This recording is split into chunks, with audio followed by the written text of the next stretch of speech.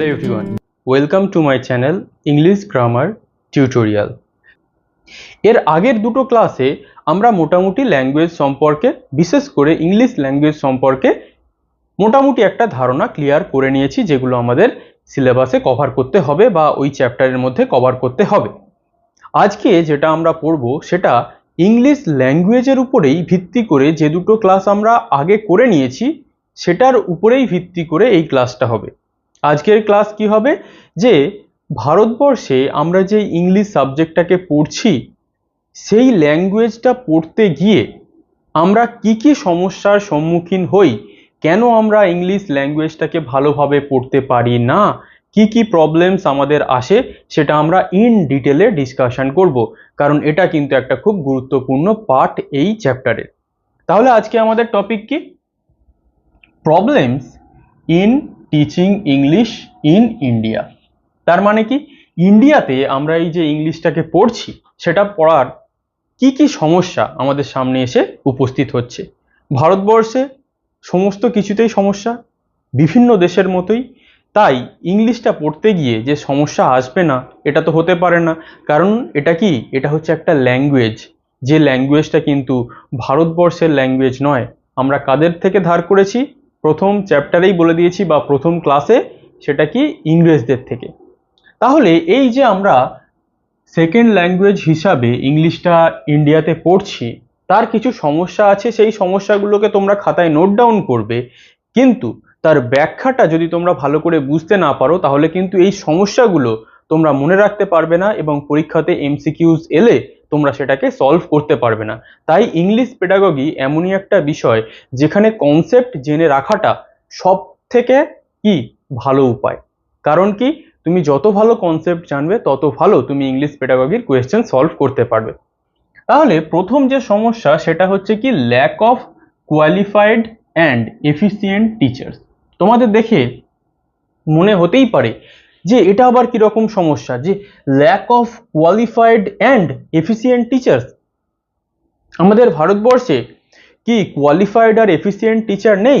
মানে কি, কোয়ালিফাইড মানে কি যারা যোগ্য, দক্ষ, এইরকম টিচার কি আমাদের ভারতবর্ষে নেই? আমাদের ভারতবর্ষে এফিসিয়েন্ট আর কোয়ালিফাইড টিচাররা তোমরা দেখবে বিভিন্ন স্কুলে রয়েছে, কিন্তু তোমরা ধরো রিজিওনাল ল্যাঙ্গুয়েজ, যাদের আমাদের ধরো মাতৃভাষা বাংলা, আমরা কজন যারা বেঙ্গলি মিডিয়ামে পড়ি তারা ইংরেজিতে কথা বলতে পারি? পারি কি? পারি না।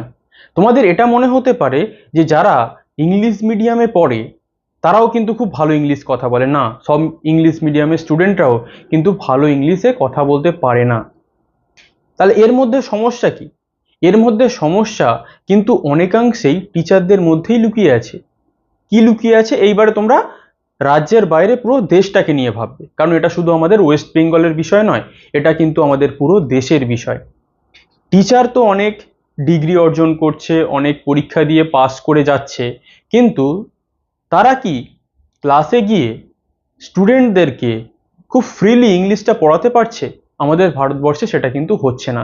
তাই জন্যই কিন্তু তোমরা দেখবে বিভিন্ন গভর্নমেন্ট স্কুলগুলোতে ইংলিশ স্টুডেন্টরা বলতে পারে না। কেন বলতে পারে না? কারণ কিসের অভাব? কোয়ালিফাইড টিচাররা হয়ে গেছে, কিন্তু কি হতে পারেনি? দায়বদ্ধ হতে পারেনি। কিরকম ভাবে?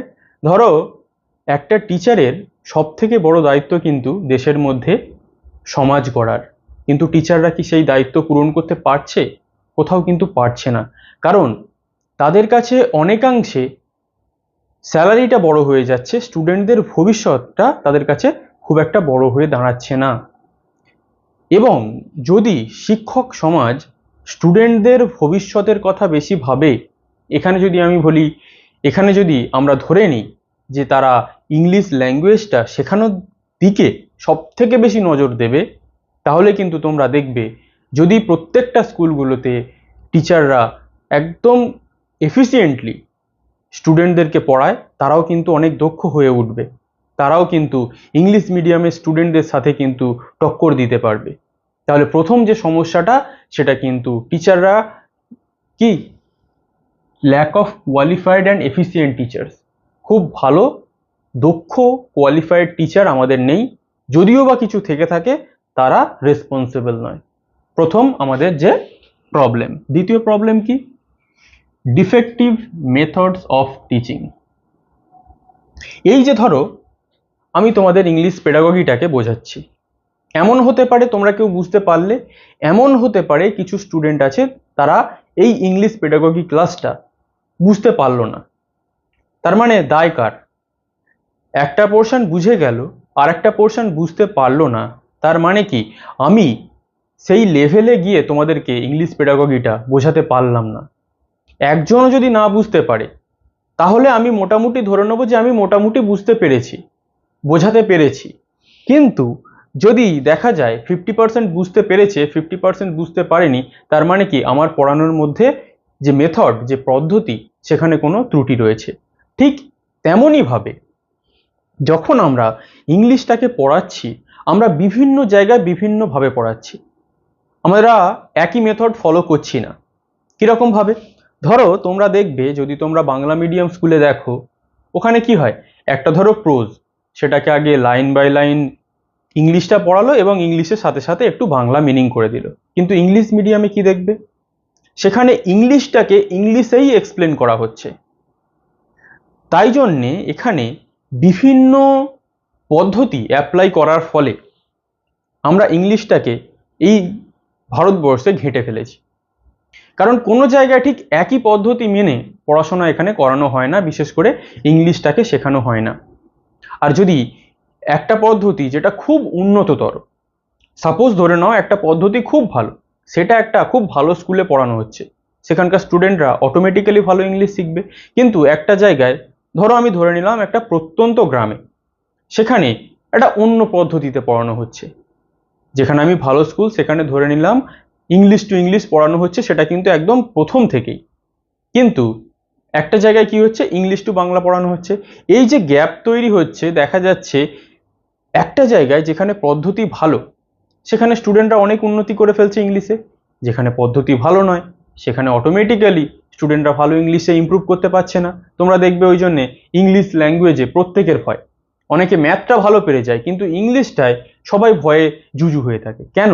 কারণ এই বিভিন্ন রকমের মেথড, সেটা আমরা যখন বিভিন্ন মেথডসে আসবো, যে কি কি মেথডে পড়ানো হয়, তার কি কি সমস্যা আছে, কি কি ডিমেরিটস আছে, কি কি মেরিটস আছে, সেটা তো আমরা অন্য ক্লাসে দেখবই। কিন্তু এখানে জাস্ট আমরা হালকা করে দেখে নিলাম যে বিভিন্ন পদ্ধতি অ্যাপ্লাই করার ফলে আমাদের ইংলিশ ল্যাঙ্গুয়েজ শিখতে বিভিন্ন জায়গায় অনেক রকমের প্রবলেম হয়ে থাকে, কারণ আমরা কোনো একটা পদ্ধতি সব জায়গায় ফলো করি না। ক্লিয়ার? নেক্সট, থার্ড কি বলছে? Variation in English syllabus. Variation, বৈচিত্র্য। ধরো ভারতবর্ষ একটা দেশ, এর বিভিন্ন রাজ্য রয়েছে। এই যে শিক্ষা, এটা বিভিন্ন রাজ্যের অধিকার রয়েছে, তারা তাদের মতো করে সিলেবাস তৈরি করতে পারে। এর ফলে কি হয়েছে, একটা রাজ্যে সাপোজ ধরে নাও যেখানে খুব ভালো শিক্ষামন্ত্রী আছে, সে একটা ভালো সিলেবাস সেই রাজ্যে বানিয়ে দিয়েছে। এবং একটা রাজ্যে ধরে নাও শিক্ষামন্ত্রী ভালো নয়, অশিক্ষিত, সে গতানুগতিক যে সিলেবাস আছে সেটাকেই চালিয়ে যাচ্ছে। তাহলে এই যে সিলেবাসের ভ্যারিয়েশন, বিভিন্ন বোর্ড, আমাদের যে বোর্ড রয়েছে আইসিএসসি, সিবিএসসি বা ওয়েস্ট বেঙ্গল বোর্ড, প্রত্যেকের সিলেবাস আলাদা। এবং ওয়েস্ট বেঙ্গল বোর্ড তো এখন অনেকটাই পিছিয়ে পড়ছে সিবিএসসি বা আইসিএসসির থেকে। তাহলে এই যে সিলেবাসের ভেরিয়েশন, আমরা একটা সিলেবাস পুরো সারা দেশে কিন্তু কভার করি না। কেন কভার করতে পারি না? বিভিন্ন রাজ্যে বিভিন্ন ধরনের সরকার রয়েছে, তারা ওই রকম ভাবে তাদের সিলেবাসটা তৈরি করেছে। সিবিএসসি বোর্ডটা আলাদা, ওটা ছেড়ে দাও, ওটা পুরো দেশেই একই রকম সিলেবাসে পড়ানো হয়, যেটা খুবই ভালো। আমাদের রাজ্যেও প্রত্যেকটা রাজ্যে যে একটা ভালো সিলেবাস, যে রাজ্যেরই হোক না কেন, সেটাকে আমরা আইডেন্টিফাই করলাম এবং সেই সিলেবাস অনুযায়ী যদি আমরা পড়াতে শুরু করি, তাহলে দেখবে যে উন্নতির লেভেলটা একটা জায়গায় এরকম হয়ে আছে, একটা এরকম হয়ে আছে, থাকবে না, পুরো ব্যালেন্স হয়ে যাবে। আর এখন কিন্তু সিলেবাসের কোনো ব্যালেন্স নেই, যে যার মতো সিলেবাস তৈরি করে গভর্নমেন্ট স্কুলগুলোতে চালাচ্ছে। তাহলে এটাও একটা সমস্যা ইংলিশ শেখার ক্ষেত্রে। Clear? Next, over crowded classes. Over crowded, আমাদের ভারতবর্ষে জনসংখ্যা অনেক, প্রায় 100 কোটি ছাড়িয়ে গেছে, 140 কোটি সরি এখন। তাহলে এত বড় দেশে একটা ক্লাসে স্টুডেন্ট সংখ্যা যে অনেক হবে, এটা আমরা একদম অবধারিত। তোমরা অনেক সময় নিউজে দেখো, ওয়েস্ট বেঙ্গলে দেখায় যে একটা স্কুলে টিচার অনেক আছে কিন্তু স্টুডেন্ট নেই। এটা কিন্তু পুরো দেশের বাস্তব চিত্র নয়, ইভেন আমাদের ওয়েস্ট বেঙ্গলেরও বাস্তব চিত্র এটা নয়। কারণ অনেক জায়গায় এমন আছে যেখানে স্টুডেন্ট সংখ্যা প্রচুর কিন্তু শিক্ষক একদম নেই। তাহলে একটা ক্লাসে যেখানে 40 জন থাকার কথা সেখানে যদি 140 জন থাকে, পুরো দেশের কথা এবারে ভেবে নাও, সেখানে কি একটা টিচারের পক্ষে সেই ক্লাসটাকে ট্যাকেল করা সম্ভব? ভেবে নাও তুমি টিচার, তোমার সামনে 140 জন স্টুডেন্ট বসে আছে এবং চারিদিকে কিচির মিচির, এ ওই করছে, সে সেই করছে, তুমি ক্লাস করাতে পারবে? কোনোদিনই করাতে পারবে না। তাহলে ওভার ক্রাউডেড ক্লাসটাকে আমাদের কিন্তু সমস্যার সমাধান করতেই হবে। ওই জন্য তোমরা দেখেছো যে রেশিও হয়ে গেছে, কোনো ক্লাসে 40 জন থাকবে, কোনো ক্লাসে 30 জন থাকবে, এই জন্যই কিন্তু ওটা করা হয়েছে। কিন্তু সেটার পুরো সমস্যার সমাধান এখনো আমরা করে উঠতে পারিনি, যেটা খুব তাড়াতাড়ি করা দরকার। আর ইংলিশ শেখার ক্ষেত্রে একদমই সমস্যা, অনেক বড় ক্লাস, অনেক স্টুডেন্ট, সেখানে তো তুমি ইংলিশ খুব ভালো করে শেখাতে পারবে না। পারবে কি? খুব ভালো করে শেখানো যাবে না। তাহলে এটা কিন্তু মারাত্মক সমস্যা। এরপরে কি? Lack of teaching materials. Teaching materials বলতে যেগুলো আমরা কোনো পাওয়ার পয়েন্ট প্রেজেন্টেশনের জন্য ল্যাপটপ হোক, কোনো প্রজেক্টর হোক, বিভিন্ন রকমের টিএলএম যেগুলো তোমরা বিএড বা ডিএলএড দেখেছো ওইগুলোকেই ধরে নিতে পারো। তোমরা যখন প্র্যাকটিস টিচিং করতে যেতে দেখবে তোমরা ওই টিএলএম গুলো নিয়ে যেতে, কিন্তু তোমরা যখন স্কুলে প্র্যাকটিস টিচিং করতে গেছিলে কোনো টিচার দেখেছো যে কোনো টিএলএম নিয়ে পড়াতে গেছে? যায়নি। কেন যায়নি? হয় তাদের ইচ্ছা নেই, নয়তো সেখানে সেই টিএলএম গুলো অ্যাভেলেবেল নেই। একটা সময় দেখা গেছিল যে সরকারগুলো চেষ্টা করেছিল যে টিএলএম গুলো দিয়ে ক্লাস করানোর, কিন্তু টিচারদের অনীহার জন্য তারা কিন্তু ক্লাসে ওই বইটা নিয়েই চলে যেতেন। তোমরা নিজেদের অভিজ্ঞতা থেকেই দেখো, আমিও নিজেদের অভিজ্ঞতা থেকে বলছি, আমি কোনোদিন আমার স্কুলে কোনো টিচারকে টিএলএম নিয়ে পড়াতে দেখিনি। তোমরা যদি দেখে থাকো সেটা খুব ভালো, কারণ তখন বিএড এর অত চল ছিল না যখন আমরা স্কুলে ছিলাম, এখন চল হয়ে গেছে। তোমরা কি দেখেছো? যদি দেখে থাকো খুবই ভালো। কিন্তু বেশিরভাগ যে স্কুলগুলো ওয়েস্ট বেঙ্গল হোক বা অন্যান্য স্টেটের হোক, সেখানে কিন্তু অত টিএলএম অ্যাভেলেবেল থাকে না। কোনো স্কুলে তুমি দেখেছো পাওয়ার প্রজেক্টারে পড়ানো হচ্ছে বা প্রজেক্টারে পড়ানো হচ্ছে বা পাওয়ার পয়েন্ট প্রেজেন্টেশনে পড়ানো হচ্ছে, অডিও ভিজুয়াল এড এইসব দিয়ে পড়ানো হচ্ছে? হয় না। কেন হয় না? কারণ হয় অ্যাভেলেবেল নেই, বা কোনো সময় অ্যাভেলেবেল ছিল সেগুলো ইউজ হয়নি বলে খারাপ হয়ে গেছে, কিন্তু বেশিরভাগ জায়গায় কিন্তু অ্যাভেলেবেল নেই। 99% ক্ষেত্রে এটা তোমরা ধরে নিতেই পারো। তাহলে এটাও কিন্তু একটা মারাত্মক সমস্যা। আর একটা যেটা সমস্যা সেটা হচ্ছে কি ইংলিশ অ্যালফাবেটিক সিস্টেম। আমরা কি জানি এ টু জেড মানে এ থেকে জেড পর্যন্ত কটা লেটার আছে? 26টা লেটার আছে। তাহলে এই যে 26টা লেটার রয়েছে, তাহলে 26টাই আমাদের কি সাউন্ড হওয়া উচিত ছিল। কিন্তু তোমরা একটা জায়গায় দেখবে সিএটি ক্যাট আর কেআইটি কাইট দুটোই ক উচ্চারণ হচ্ছে, সিতেও ক আর কেতেও ক। তাহলে এই সমস্যার সমাধানটা করবে কে? এই সমস্যার সমাধানটা করবে কে? এই সমস্যার সমাধান করার জন্য আমাদের কিন্তু এই যে 44টা অ্যালফাবেটিক্যাল সাউন্ড রয়েছে, যার মধ্যে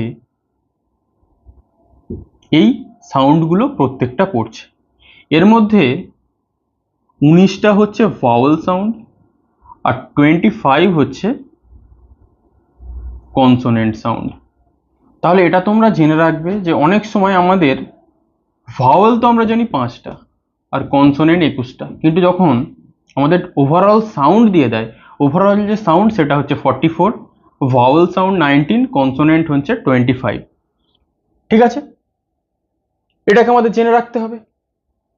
তাহলে এই যে সাউন্ডের ভেরিয়েশন, যে সিতেও ক উচ্চারণ হচ্ছে, কেতেও ক উচ্চারণ হচ্ছে, তাহলে এর জন্যে বিভিন্ন স্টুডেন্টরা ভয় পায়, তারা ইংলিশটাকে শিখতে চায় না, কারণ তাদের মাথায় হয়তো একটু কম বুদ্ধি আছে, তারা এত কিছু খুব ভালোভাবে নিজেদের মাথায় আয়ত্তে আনতে পারছে না, তাদের প্রবলেম হচ্ছে। তাই জন্য এই যে অ্যালফাবেটিক্যাল সিস্টেম, এটাও কিন্তু ইংলিশে একটু গন্ডগোল আছে, কারণ বিভিন্ন লেটার কিছু কিছু ক্ষেত্রে বিভিন্নভাবে উচ্চারণ হয়ে যাচ্ছে। এটাও কিন্তু একটা মারাত্মক সমস্যা, বিশেষ করে এই যে ইকুয়েশনটা দিলাম এটা দেখে রাখবে। ক্লিয়ার? এরপরে কি defective learning style. Defective learning style, defective learning style তার মানে কি? এই যে আমরা পড়াচ্ছি, আমি যে তোমাদের ইংলিশ পেডাগজি পড়াচ্ছি, তোমরা এখানে ডিফেক্টিভ কিছু পাবে? খুব কম পাবে। কেন কম পাবে? কারণ তোমরা এটাকে দেখছো, কেন দেখছো? কারণ যাতে তোমরা এখান থেকে কিছু শিখে নিয়ে তোমরা কি করতে পারো, ইংলিশ পেডাগজিতে ভালো নাম্বার পেতে পারো। ডিফেক্টিভ লার্নিং সিস্টেম মানে কি, বা লার্নিং স্টাইল মানে কি, যে পরীক্ষায় পাশ করা আর ফেল করা এটুকুই শেষ, এর বাইরে আর কিছু নেই। তোমরা যারা যখন 11 বা 9, 10 বা 12 পড়তে, তখন কি তোমাদের উদ্দেশ্যটা কি ছিল? যে তোমাকে ভালো নাম্বার পেতে হবে। তোমার কি কখনো উদ্দেশ্য ছিল যে তুমি একটা কোনো সাবজেক্টে স্পেশালাইজড হবে? তুমি কোনো সাবজেক্টে স্পেশালাইজেশন কখন করেছো? যখন তুমি দেখেছো ওই সাবজেক্টে তুমি ভালো নাম্বার পেয়ে গেছো। কিছু কিছু ক্ষেত্রে অনেক আগে থাকতেই তারা ঠিক করে নেয় যে কোন সাবজেক্টে তারা কি করবে, অনার্স পড়বে। কিন্তু এই যে আমাদের লার্নিং, যে ডিফেক্টিভ লার্নিং যে স্টাইলটা আছে, এটা কেন হয়েছে? কারণ আমরা আমাদের যে সিলেবাসটা রয়েছে সেটা আমরা বাস্তব ভিত্তিতে করতে পারিনি। কারণ আমরা কোনো পরীক্ষায় বা গ্র্যাজুয়েশন করার পর আমরা কি চাই? আমরা একটা চাকরি চাই। তাহলে আমাদের কেন 11 বা 12 থেকে চাকরির জন্যে পড়ানো হবে না? যারা সাবজেক্টে স্পেশালাইজেশন করবে তাদের তখন থেকেই পড়ানো উচিত। আর আমরা স্কুলে গিয়ে কি পড়ি? স্কুলে যাও, পড়ো, নাম্বার পাও, আমাদের যে আর কোনো উদ্দেশ্য থাকে না। কিন্তু আমরা যদি উদ্দেশ্যটা ওই 9 বা 10 বা 11, 12 থেকে তৈরি করে নিতে পারি, তাহলে কিন্তু এই যে আমরা 25, 26, 27, 28, 29, 30 এই বয়সে এসে ভাবতে হবে না যে আমি জীবনে কি করব কি করব না, সেটা আমাদের অনেক আগেই ঠিক করে দেওয়া উচিত। কিন্তু কোনো স্কুলে কোনো টিচারকে আমরা কি আজ পর্যন্ত দেখেছি যে তারা বাস্তবমুখী কিছু করছে? তারা আমাদের কেরিয়ার কাউন্সেলিংয়ের জন্য কিছু করছে? কিছু করছে না। কেন করছে না? কারণ আমাদের ওই সিলেবাসেই গন্ডগোল। আমাদের সিলেবাস চায় না ওই সব কিছু। আমাদের সিলেবাস চাই তুমি পড়ো, পাস করো, ব্যাস। এটাকে পরিবর্তন করতেই হবে। আর তাছাড়া আমাদের যে স্কিল ইন্ডিয়া, কোনো মূল্যই নেই। কেন মূল্য নেই? কারণ যখন আমরা চাকরির পরীক্ষার জন্য প্রস্তুতি নেব ভাবছি, তখন কিন্তু আমাদের বয়সটা অনেক পেরিয়ে যাচ্ছে। তাই আমাদের সিলেবাসে এই অ্যাপ্রোচটা আনতেই হবে, বা আমাদের এডুকেশন সিস্টেমে এই অ্যাপ্রোচটা আনতেই হবে, যে একটা স্টুডেন্ট যেন অল্প বয়স থেকেই সে কোন দিকে কেরিয়ারটাকে নিয়ে যাবে সেটা ঠিক করতে পারে। এই জিনিসটা আমার মতে আনাটা খুব প্রয়োজন। দেখা যাক কি হয়। Next, lack of clear cut objectives. Clear cut objectives মানে কি? ওই যে বললাম যে শুধু পাস আর ফেল, এর বাইরে আমাদের সিলেবাসে আর কোনো উদ্দেশ্য বা বিধেয় কোনো কিছু তোমরা চোখে পড়েছে তোমাদের? তোমরা তো 9, 10, 11, 12 গ্র্যাজুয়েশন, বিএড, ডিএলএড করেছো। তোমরা এমন একটা টপিক কোনো সময় পড়েছো যে এইভাবে চাকরির প্রস্তুতি নেওয়া উচিত, বা অমুক একটা স্টুডেন্ট এইভাবে প্রস্তুতি নিয়ে চাকরি পেয়েছে? কোনো টিচারকে বলতে শুনেছো? বা কেউ একজন ব্যর্থ হয়ে গেছিল জীবনে, সে এইরকম ভাবে কামব্যাক করে জীবনে সফল হয়েছে? তাই আমাদের যে সিলেবাসটা রয়েছে এখানে অবজেক্টিভের অনেক অভাব রয়েছে। তোমরা এখন দেখবে ইউটিউবে বিভিন্ন স্টার্টআপ, বিভিন্ন মানুষজনকে তোমরা ফলো করছো। কেন? কারণ তারা জীবনে কোথাও ছিল না, হঠাৎ তারা কোনো একটা কাজের মাধ্যমে সাফল্যের শীর্ষে উঠে গেছে। ওইসব কাহিনী কি আমাদের সিলেবাসে পড়ানো হয়? পড়ানো হয় না। ঠিক আছে, তাহলে এই যে সমস্যাগুলো আমি বললাম, এগুলোই তোমাদের পরীক্ষায় এমসিকিউজ আকারে ঘুরিয়ে ফিরিয়ে আসবে। এগুলো হচ্ছে সমস্যা। কিন্তু এই সমস্যার সমাধানে কোঠারি কমিশন 1964-66-এ একটা আমাদের ফর্মুলা দিলেন। সেটা কি? 3 ল্যাঙ্গুয়েজ ফর্মুলা। সেই ফর্মুলাতে বলা হলো আমাদের যে দেশে দু ধরনের স্টেট আমরা লক্ষ্য করি। একটা হচ্ছে যেখানে হিন্দি বলায় বা হিন্দিতে মানুষ কথা বলে, আর একটা কি, যেটা হচ্ছে রিজিওনাল ল্যাঙ্গুয়েজ। যেমন আমাদের এখানে বাংলা। আমরা তো আর হিন্দিতে কথা বলি না। তাহলে যেসব রাজ্যে মানুষজন হিন্দিতে কথা বলে সেখানে তিনটে ল্যাঙ্গুয়েজ কি কি থাকবে? প্রথমে থাকবে হিন্দি, তারপরে ইংলিশ, তারপরে যে কোনো একটা মডার্ন ইন্ডিয়ান ল্যাঙ্গুয়েজ। কিন্তু যেখানে নন হিন্দি স্পিকিং স্টেট, যেখানে হিন্দিতে মানুষ কথা বলে না, যেমন ধরে নাও আমাদের ওয়েস্ট বেঙ্গল, সেখানে কি থাকবে? রিজিওনাল ল্যাঙ্গুয়েজ, হিন্দি আর ইংলিশ। রিজিওনাল ল্যাঙ্গুয়েজ মানে কি, আমাদের এখানে মাতৃভাষা বাংলা, তামিলে সেখানে রিজিওনাল ল্যাঙ্গুয়েজ হয়ে যাবে তেলেগু। ক্লিয়ার? তাহলে এখানে এই ফর্মুলাটা উনি দেওয়ার চেষ্টা করেছেন যাতে আমাদের ইংলিশটা নিয়ে একটা ভীতি দূর হয় এবং আমরা ইংলিশটা যেন ভালোভাবে শিখতে পারি। আমরা মানে কারা? যারা স্টুডেন্টস তারা। এবং টিচারদের সেখানে দারুণ ভূমিকা পালন করতে হবে যাতে তাদের ইংলিশে ভীতিটা কেটে যায় এবং তারা স্টুডেন্টদেরকে ইংলিশের ভীতি কাটিয়ে ইংলিশটায় একটু দক্ষ করে তুলতে পারে। তাহলে এই যে সমস্যাগুলো রয়েছে, সেই সমস্যাগুলো সরকারকে তো আইডেন্টিফাই করতেই হবে, তারা আইডেন্টিফাই করছেও। কিন্তু এখানে শুধু সরকারকে আমরা দোষ দিয়ে যাব, এটা হতে পারে না। এখানে কিন্তু টিচারদেরকেও সমপরিমাণ দায়িত্ব নিতে হবে। কারণ সরকার তো রুলস করে দেবে, পড়াতে হবে তো টিচারদেরই, তাই টিচারদেরও কিন্তু এখানে অনেক অনেক দায়িত্ব। ক্লিয়ার? তাহলে ইংলিশ পেডাগগির যে first chapter language acquisition and language learning, সেটা মোটামুটি এখানে আমাদের শেষ হয়েছে। আশা করব তোমরা এই চ্যাপ্টারটা খুব ভালো করে বুঝতে পেরেছো। এখানে একটা ছোট্ট টপিক বাকি রয়েছে, সেটা হচ্ছে কি syntax, semantics, phoneme, morpheme, parts of যে ল্যাঙ্গুয়েজ আছে সেটা আমি পরের একটা ক্লাসে ছোট্ট করে বুঝিয়ে দেব। তাহলেই আমাদের এই যে চ্যাপ্টারটা পুরোপুরি কমপ্লিট হবে। এখন মোটামুটি প্রায় কমপ্লিট, ওইটুকু হয়ে গেলে পুরো 100% কমপ্লিট হবে। সেটাও আমি কয়েকদিনের মধ্যে করিয়ে দেবো যাতে তোমরা ইন ডিটেলে ব্যাখ্যা সহ ওটা বুঝে নিতে পারো। তাহলে এরপরে যখন চ্যাপ্টারটা শেষ হয়ে যাবে আমি কিছু এমসিকিউজ করিয়ে দেবো, তোমরা কেমন শিখলে সেটাও জেনে নিতে পারবে। কারণ একটা চ্যাপ্টার পড়ার পর এমসিকিউ সলভ করলে সেটা ভালো মনে থাকে। ক্লিয়ার? তাহলে কেমন তোমাদের ক্লাস লাগছে সেটা কিন্তু তোমরা অবশ্যই জানাবে। কারণ এই যদি ফিডব্যাকটা না পাই তাহলে কিন্তু আমি বুঝতে পারবো না যে আমি যে লেকচারটা তোমাদেরকে প্রোভাইড করছি সেটা খুব সহজে হচ্ছে নাকি আরো সহজ করতে হবে। তাহলে অবশ্যই কিন্তু তোমরা কমেন্ট করবে এবং কোনো সমস্যা থাকলে অবশ্যই কমেন্টে লিখে জানাবে যে এখানে আমি বুঝতে পারিনি। ঠিক আছে? তাহলে আজ এই পর্যন্তই। Thank you for watching.